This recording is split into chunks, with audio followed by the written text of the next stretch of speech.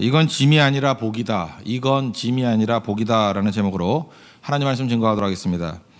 그 앞부분에 보면은 뭐 안식일 지키라, 또 안식년 지키라, 그리고 오늘 읽었던 본문부터는 3대 절기 지키라, 뭐 이런 말씀이 쭉 나옵니다.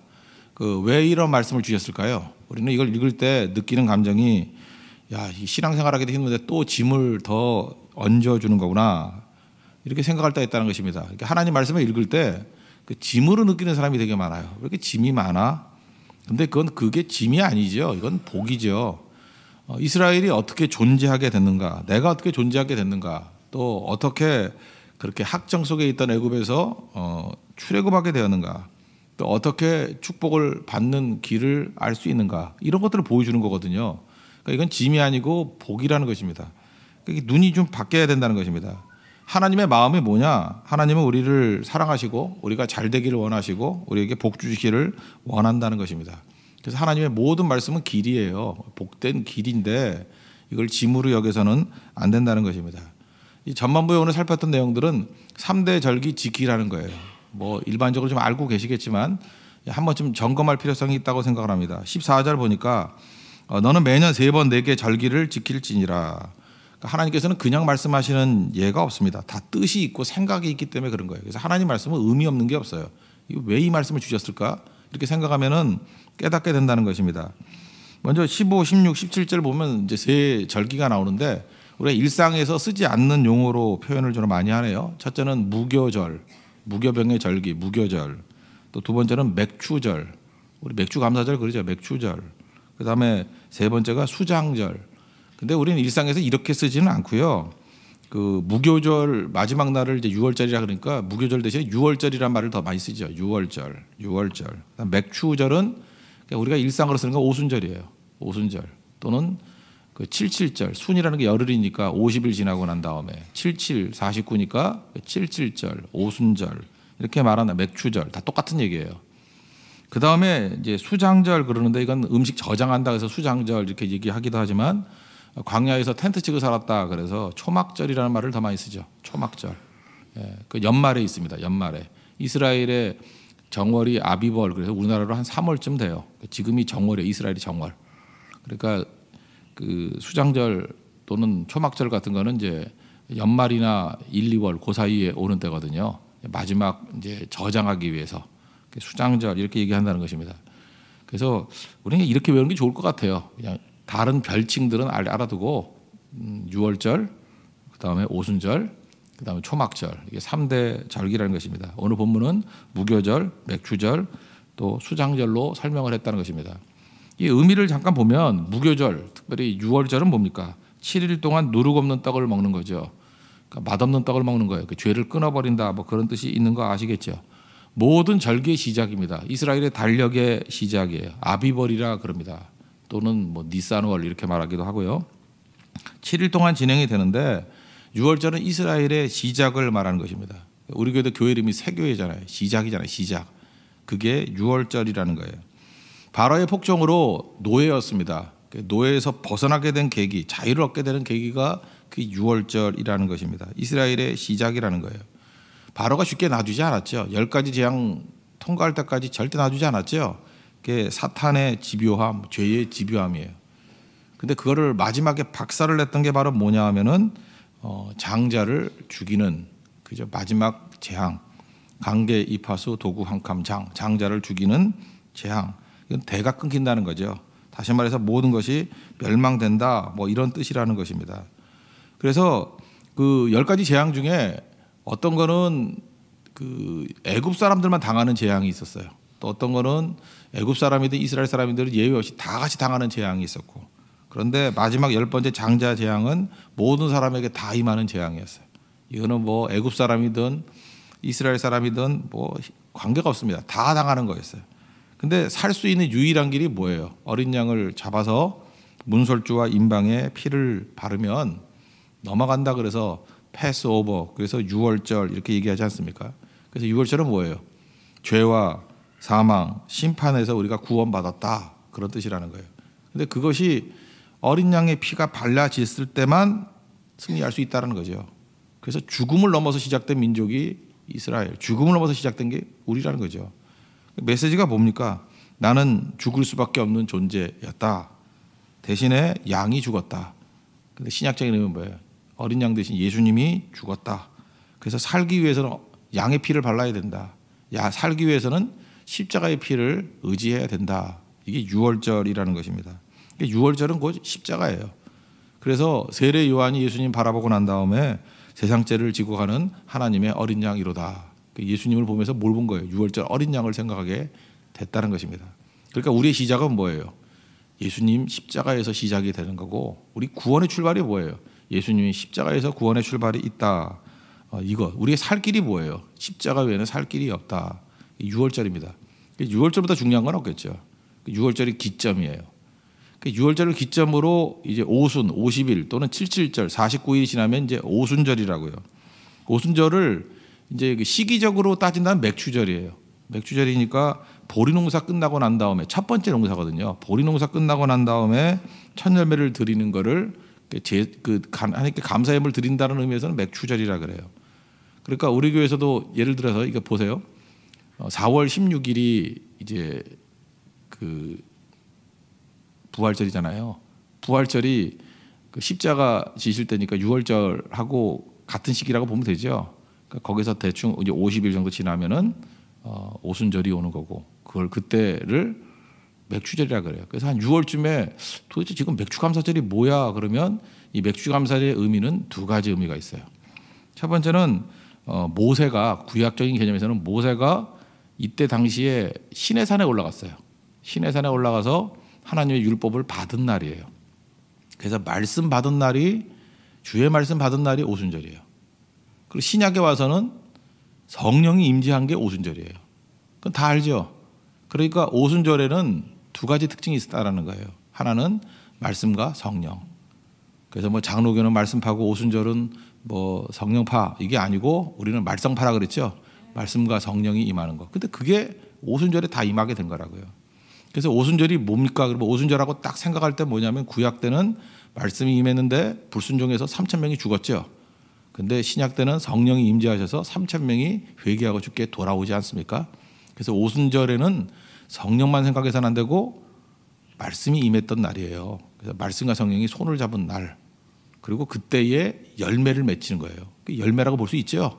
그래서 십자가의 열매가 맺혀지기, 십자가로 시작해서 오순절에 열매가 맺혀지는 거라고요. 그죠? 굉장히 중요한 거라고요. 이게 신학적인 의미가 깊이 있다라는 것입니다. 그러므로 우리가 이 두 번째 절기 지키는 거예요. 이건 뭐예요? 말씀과 성령을 붙들고 산다. 십자가에서 이제 말씀과 성령으로 붙들고 산다. 그 다음에 수장절은 여기 보니까 성경에도 연말에 드린다 그랬잖아요. 연말, 초막절이라고도 하는데, 이거는 왜 수장절이라 그럴까요? 저장해 놓는 거예요. 겨울을 잘 보내기 위해서 이 저장해 놓는 거. 그러니까 이건 이건 농사에 있어서의 개념이지만, 그 출애굽의 개념에 의하면은 추울 때잖아요. 어려울 때 광야가 추웠다라는 거예요. 그런데도 불구하고 우리가 텐트 치고 살았다. 벽돌이 아니라는 거예요. 텐트 치고 살았다. 그러니까 하나님이 우리의 길을 인도해 주시고 우리를 공급해 주신다. 우리는 나그네의 삶을 사는 것이다. 그래서 이걸 깨달아야 되는 거예요. 그래서 우리가 연말마다 예를 들어서 우리가 송구영신 예배를 드린다 그러면 뭘 생각해야 되겠어요? 초막절을 생각하면서 인생은 나그네라는 거예요. 하나님이 인도하시는 거고 우리의 본향이 있다. 이걸 언제나 생각해야 된다는 것입니다. 그게 이 절기의 내용이라는 거예요. 이 3대 절기, 그래서 우리 교회에서는 사실 제일 중요한 게 두 가지겠죠. 6월절 십자가가 제일 중요한 거고, 오순절 말씀과 성령이 임재한 거. 그 다음에 초막절, 진정한 초막절은 나그네니까 뭘 생각하는 거예요? 천국을 사모하는 거. 그래서 최후의 초막절은 이제 천국 가서 드리는 거죠. 그래서 모든 이단들이 들고 나오는 게 뭐 초막절 제단, 그러면 다 이게 이단들이에요. 그죠?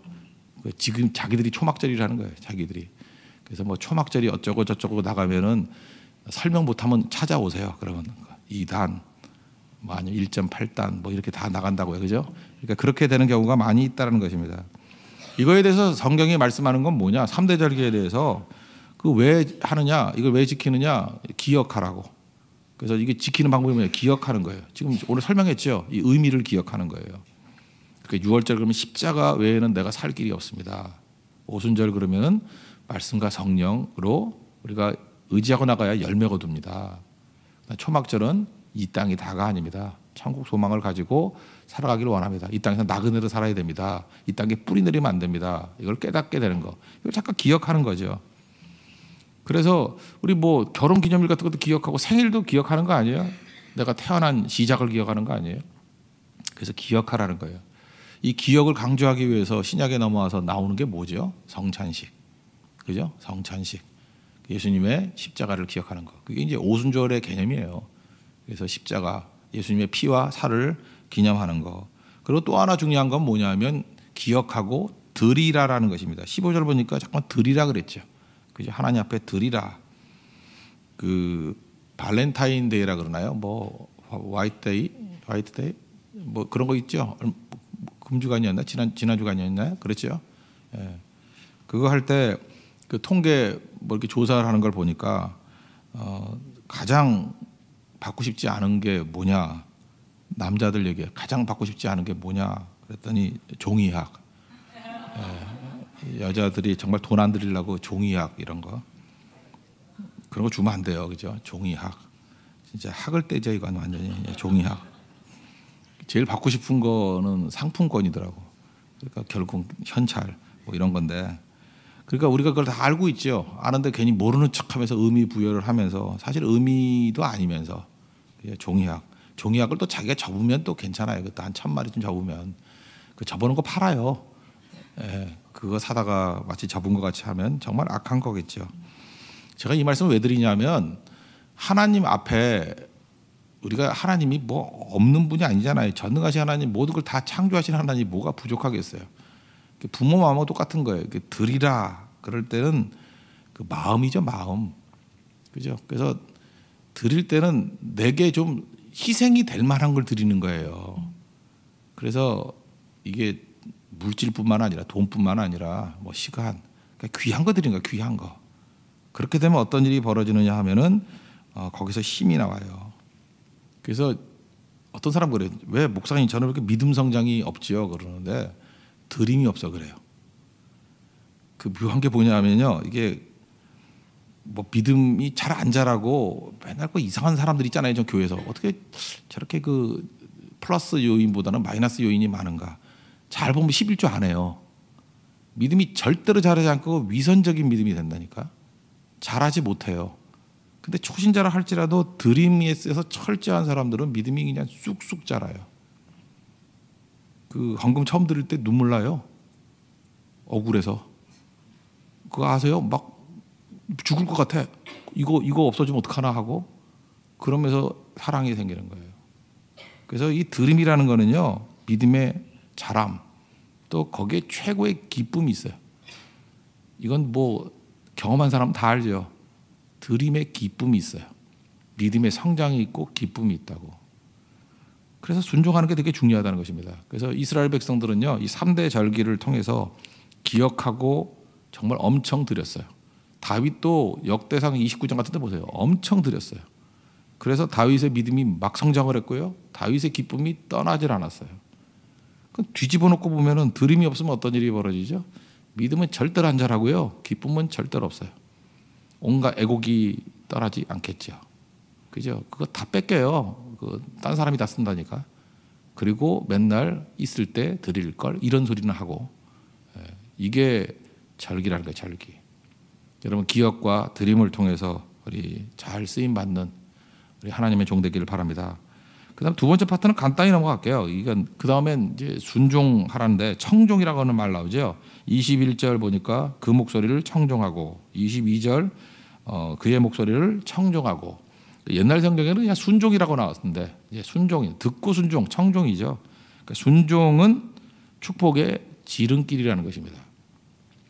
하나님께서 이렇게 우리를 공급해 주시잖아요. 이게 공급받는 길이 두 가지 길이 있는데 한 가지 길은 뭐냐 하면 구하는 거. 하나님 이거 주세요. 이거 주세요. 이게 구하라 그러면 주실 것이요 그랬잖아요. 근데 구한다고 다 받는 게 아니에요. 구하는 건 뭐예요? 이게 지금 긴급한 거 아닙니까? 어떻게 맨날 구해서 받겠어요?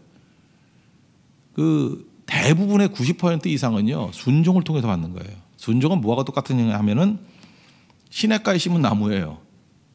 시냇가에 나무 심어 그러면 거기 심어 놓으면은 안 구해도 수분이 오죠. 순종은 일상적으로 계속해서 축복의 길이에요. 길목. 지금 우리 착각을 해요. 그러니까 맨날 구해서만 얻는 사람은 거의가 불순종인 거예요. 그러니까 인생의 대부분은 불순종으로 살아서 하나도 공급받지 못하다가 죽기 직전에 물 한 방울만, 죽기 직전에 밥 한 숟가락만. 죽지는 않지요. 그걸 연명한다 그래요. 연명하는 인생 살면 안 되겠죠. 그래서 이스라엘 백성들에게 주시는 이제 기본적인 말씀은요, 구하라 이전에 순종하라예요. 순종은 축복의 지름길이다. 순종할 때 나타나는 현상, 축복의 길 세 가지 얘기하는데 간단히 보시면요, 하나님께서 인도해 주신다는 거죠. 20절만 보시면 내가 사자를 내 앞서 보내어 길에서 너를 보호하고 예비한 곳에 이르게 한다. 하나님께서 내비게이션 되셔서 인도해 주신다는 거예요. 그래서 하나님께 순종하면 나침반과 같이 우리 길이 흔들리지 않아요. 우리 갈 길을 인도해 주셔요. 되게 중요한 거죠. 그래서 맨날 어디로 갈까 이러니까 불순종하면 맨날 헤매는 거예요. 헤매서 깨지고 나온 다음에 새벽기도 나와요. 그러니까 얻어 터져서. 그래서 정상일 때가 아니에요. 그 이유가 뭐죠? 맨날 불순종을 통해서 깨지고 난 다음에 기도를 통해서 회복되고. 이게 악순환이라 그래요. 이걸 악순환. 물론 그것도 아니고 죽는 사람도 있지만 그냥 순종하면요, 그런 거 갖고 기도 안 하고 나라와 의를 구하죠. 하나님의 사명을 구하는 인생. 그래서 주님의 길을 인도함 받기 위해서는 일단 순종이에요. 순종하면요, 내 기도가 그렇게 많아지지 않아요. 순종하면 그냥 공급받거든요, 계속. 사명자로 살아가죠. 두 번째는 이게 형통의 복이라 그래야 되죠. 25절, 26절 보면 순종하면요, 양식과 물의 복을 내린대요. 여러분 먹을 게 많아야 되잖아요. 그리고 물도 있어야 되고, 물이란 게 뭡니까? 사업의 근본이거든요. 여기는 이제 목자들이니까 물 있는 곳이 사업이죠. 사업의 공급을 받는 거예요. 사업도 잘 돼야죠. 병을 제하리니 병 없어야죠. 그다음에 낙태하는 자가 없겠고, 가진 뭐래 맨날 낙태하면 아무것도 아니지. 더 괴롭지. 임신하지 못하는 자가 없고 태문이 막 열려야죠. 그죠? 그다음에 좀 오래 살아야죠. 21살에 죽고 그러면 안 될 거 아니에요. 그죠? 날수를 채우리라. 내 생명의 날수를 채우리라. 언제 이런 일이 벌어져요? 순종하면 하나님께서 이 모든 것을 다 주신다는 거예요. 그러니까 순종하면 병으로부터 자유롭게 됩니다. 사실은 육체적인 병만 있는 게 아니라 우리 마음의 병이 너무너무 많아요. 대부분의 마음의 병은 왜 생기죠? 불순종을 통해서. 그렇게 믿지 않는 자들하고 사귀지 말고 결혼하지 말라고 하고 난 다음에 예상대로 엄청나게 마음에 상처를 입고 병이 있어요. 물론 기도하고 하면 하나님 또 치료도 해 주시겠죠. 그러나 참 답답하죠. 그죠? 그 길로 가면 이렇게 병 걸릴 거 몰랐나. 그죠? 몰랐다 그러면 할 말은 없지만 그걸 몰라. 성경이 말씀하잖아요. 순종의 길 가면 아예 그런 일이 없어요. 얻고 섬기고 봉사하고 다른 사람 세워지는 사명의 길로 간다는 것입니다. 세 번째는 통쾌하죠. 원수를 무찌르고 승리를 주신다는 거예요. 27절 보니까 내 모든 원수들이 내게 등을 돌려 도망하게 할 것이다. 신나죠? 또 왕벌을 보낸대요. 벌도 그냥 벌이 아니고 왕벌을 보내가지고 히비 족속, 가나안 족속, 헷 족속을 내 앞에서 쫓아내리라. 하나님의 도우심이 있다라는 거예요. 승리가 있다라는 거. 그러니까 잘 보세요. 우리 인생 가운데 딱 한 가지예요. 하나님께 순종하면은 그냥이에요. 그냥 우리에게 인도함이 있고, 하나님께 순종하면 우리에게 형통함이 있고, 하나님께 순종하면 승리가 있다라는 거예요. 이게 하나님의 기본 3종 선물 세트예요. 이건 기본이에요, 기본. 그리고 이게 이루어지고 난 다음에 우리 삶에서 할 일이 뭐겠어요? 하나님께 이렇게 축복과 은혜를 주셨으니까 이거 갖고 사명을 다해야죠. 그리고 건지는 일로 간다는 거예요. 그게 영광스러운 하나님 백성들의 모습인데, 불순종으로 가버리니까 이 기본적인 것들의 공급이 없어요. 그래서 기도 생활이 이런 기본을 구하는 게 기도 생활이지 않다고. 그리고 하나님 앞에서 신앙생활이 넘어졌다가 일어섰다 넘어졌다 일어섰다 장난쳐요? 그게 신앙생활인지 안다고요. 물론 그런 요소도 있어요. 그런 과정 속에서 하나님의 길만이 진리의 길이구나 깨닫는 것도 있지만, 빨리 깨닫는 게 지혜죠. 오늘 이스라엘 백성들이 이걸 말씀하고 있다는 것입니다. 물론 이스라엘 백성들이 이거 다 순종 못했어요. 그래서 혼동기가 오잖아요. 사사기, 혼동기, 또 뭐 역대 상하 열왕기 상하 한번 보세요. 보면 다 불순종했던 거예요. 그래서 말씀이 뭐예요? 여호와를 청종하라. 여호와께 순종하라. 이게 복의 길이라는 것입니다. 그래서 요약하면 지금부터 우리가 인생 디자인을 다시 해야 될 거 아니에요. 순종으로 인생 디자인 해야 돼요. 순종으로. 일단은 무조건 주일은 예배 외엔 딴 건 없습니다. 그거 아니면 이제 수수받아가 세월 다 보낸다니까요. 그거 드리고 그다음에 복의 근원이 뭐예요? 드림. 11조부터 시작해서 내 시간과 내 삶의 귀중한 걸 드리겠습니다. 그럼 그때부터 그냥 통로예요. 통로. 쏟아져 오는 거고 나머지 그거에 부수적으로 하나님 앞에 더 큰 걸 구해야 될 게 있잖아요. 그럼 그때부터 역사함이 벌어지는 거예요. 그게 성도의 삶입니다. 오늘도 이 하나님이 디자인한 이 말씀 그대로 순종해서 승리를 이룰 수 있는 믿음의 종 되기를 축원합니다. 예, 모두 자리에서 일어나겠습니다. 546장 찬송하겠습니다. 주님 말씀하신